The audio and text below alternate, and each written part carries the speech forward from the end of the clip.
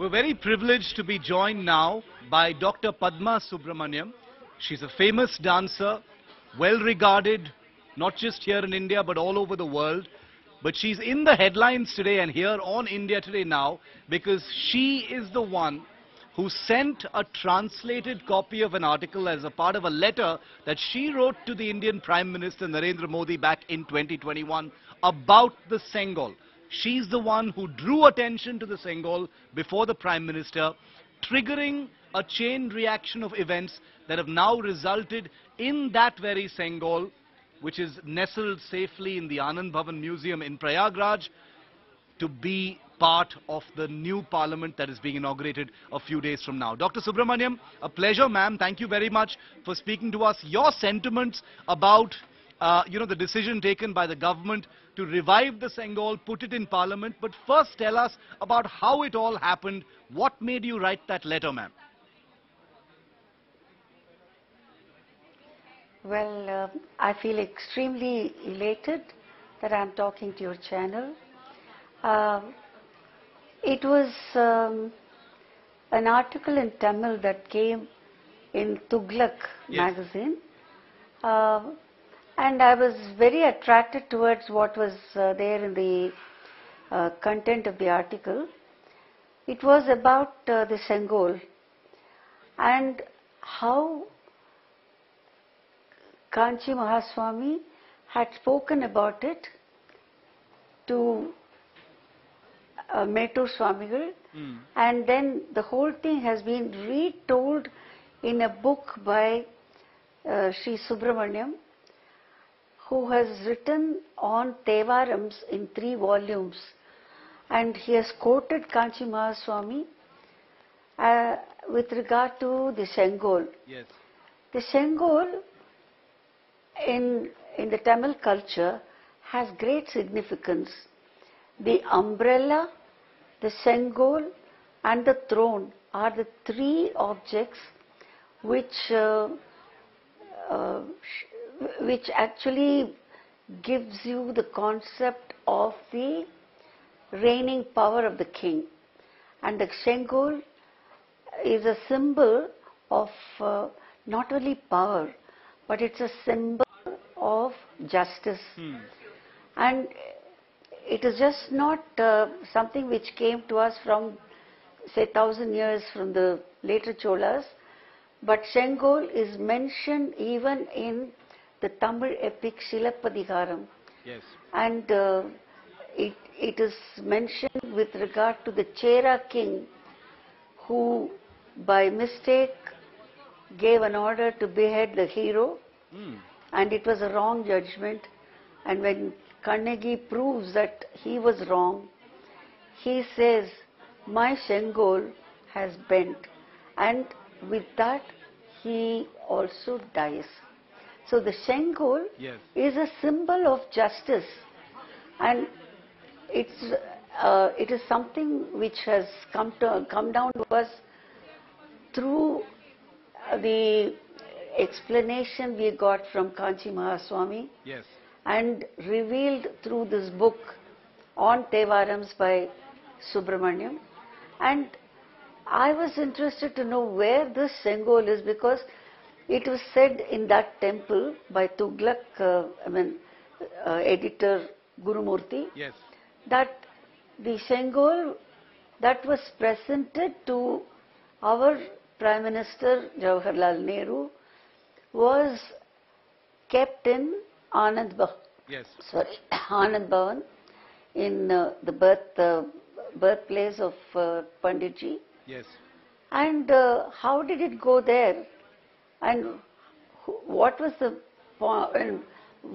relationship between Nehru and this Sengol is also very interesting. When Mountbatten asked Mr. Nehru, how do we Britishers transfer the power? What is a symbol? What is a symbol that you have? Because there must be a symbol which helps you to understand it's a transfer of power. And Nehru didn't know how to answer. he asked Rajaji. Rajaji was a Tamilian, and he had definitely connection with, many thousands of years of Tamil history. Yes. He went to Kanchi Mahaswami for guidance, and Kanchi Mahaswami said, you must go to Tiruvavidurai Adinam, and they have been the Raja Gurus for the Cholas. Yes. And only the Raja Guru has to hand over the scepter to the king during coronation. And that is the transformation of power. And hence, it was decided that a new scepter would be made, and it was made to order at Mummadi Bangaru Chetty's sons.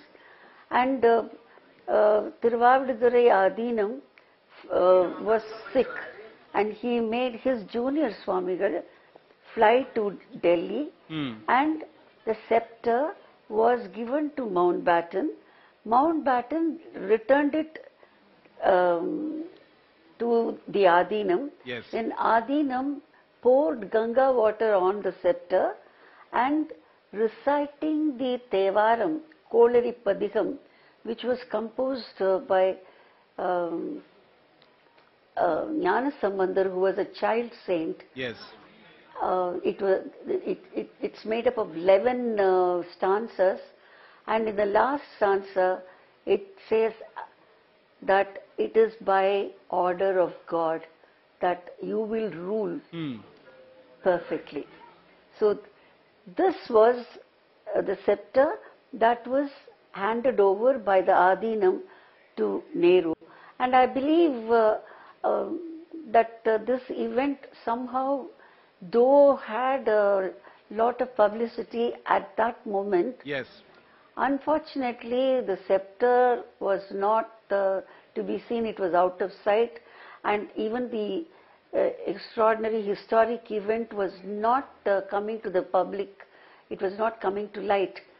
And I was wondering, when we were celebrating the 75th year of our independence, I thought it would be a great idea to reenact this and somehow make this very historic event Dr. Subrahmanyam, did you known, think that your letter would trigger this kind of action though? You know, many people write letters to the Prime Minister. You, of course, are an illustrious figure. But did you think that it would come to this? Well, it came as a very big, pleasant surprise for me. It's a dream come true for me, because even during Azadi Ka Amrit Mahotsav, this was not being brought to light. But it's a greater event now that a new parliament will house this scepter as a symbol of the power that was transformed from the British government to our government. And it will stand straight there, unbent. It will stand straight there, inspiring our members of parliament to be really serving the country. And, taking off one final question, Dr. Subrahmanyam, it's amazing, and I have to admit this myself. Most people I spoke to, most of our viewers, I'm guessing as well, hadn't even heard the word Sengol until yesterday, when it was mentioned and is now in the headlines. And now everyone knows what the Sengol is. How do you feel about that? An important part of one of India's most important days, suddenly sort of receded into a dark corner of history, but now it's going to be front and center in Parliament, visible all the time. Well, Sengol is well known by all the Tamilians. Yes. Though its significance went into oblivion because there is no monarchy now. Yes. But this concept of Sengol, I think, was there all over India. Not only in Tamil Nadu, as I said, in Kerala also, because Silappatikaram speaks about the Cheran king.